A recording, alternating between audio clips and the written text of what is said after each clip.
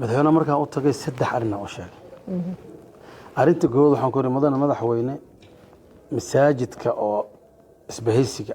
waa baaba'san yahay wax ka qabo dhul kale oo banaan uu leeyahay in marka meeshaas martida iyo tartamada quraanka lagu qabto maadaama magaalo kasto masaajidkeeda ay qiimo ku leedahay masaajidkeena inaan dhisano ima turki u sheeg ama u sheeg sacuudiga hore u dhisay labada dawladood ku teetansi ama anaa ku saacidayo masaajidka noo dhisan ku waxaana u sheegay hadana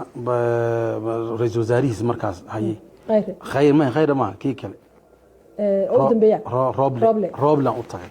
asagna intii aan u sheegay waan ka shaqeynaa igu dhahan taas koowaad tan labaad waxaan arkay ilmo yar yar oo koola cabaayo habeenkii eeyaha la seexanayo xamar weyne meelahan iska seexanayo haddana madaxweynuhu u sheegay waxaan ku ilaahay uu ku weydiin doonaa amaam Allah aad buu u khushuucay taas nuqtadaas markaan ka hadlayay in indhiisi ilmeeyena ka shakiyay aad uu u khushuucay waxaasna looma sheegaa in kama warqabo madaxda moogtaa waxba wax kala maslaxa kala loola tagaay ayakana dadka u naseexana uma yeeraan maxaa jira maba ku dhahaanba waa imaanay uu feejisan yahay lacag weydiisana kasta uu bixina mid kale amaalimaad iga qar iga xir saasoo waqtigiis ku dhameysana marka uu waxaan dadkaasi ilaahay ay ku weydiin doona waa inaa sameeysaa meel xarun dad badan shaqo la'aana shaqo u sameey قطر خيرية أنا كوجينا قطر صاحبها النهاي مدحونا ورقة بحثهم بأوباهين إلا بقول الله بقول سدح بقول وحمي لها كولا عبايو هل حيرة هل حل مال هل جيان كور وإمام أوجاسن سو أركي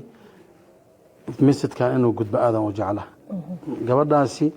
المير كولا عبايو مش كوارورسي قار كم ده وحقيقة لقى المقطع صحراء معيشان كران واتد بجر صوته محيطها ما كان ويدي هبينكي دتك وويني كولا لعبان banaanka la seexdaan kuwii ka waaweynaa marka xumaan ku sameeyay in la xalliyo loo baahan yahay xanuunadaas aan la tagay marka oo sheeg sida uu sheeg ilaahay ka baq meesha almuhim adiga taliisho baa la hadlay ugu dambeyn ama gudoomiyaha ma garanayo wax baa la bilaabay laakiin waqtiga ku dhacay laakiin way ka qaatay qorshaasa arinta saddexaad oo sheeg waxay ahayd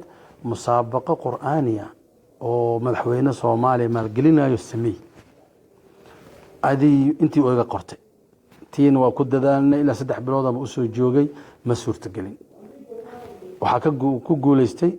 madaxweyne xasan sheekhna nina aan u marsiyan u sheegay ninkii markuu waxaan ku yiri madaxweyne ila kulansi inaan arintan u sheegan rabay kadib waxaa maqlay tartan quraana la qabana ninkii magac ku sameystay magaciisa sheegi maayo nina adiga sheekadii la kacayo ku magac sameystay almuhim inay fusho ay muhiim tahay أنا إن كشقي مسؤول كالنقضة والله مهم معهم مركز سدح أرنا وشيء سدح إنه إلى قاطي لكن إلكشن كسر دوايو وقتي يقول ماذا لكن وآمن سنة إنه دقاجناي مركي كدم بي وحمرك أنت وشيء مركا إن أريمها سلقة فايست ورت مساعد جلس وابقو وحكاه لسن لفيريو دولي دي سي الله شيء أما أنا كان دسنو ضد ديار مشاريع دياري ليه ما لحظة مركز نعود كإما ذن ويفولنا يعني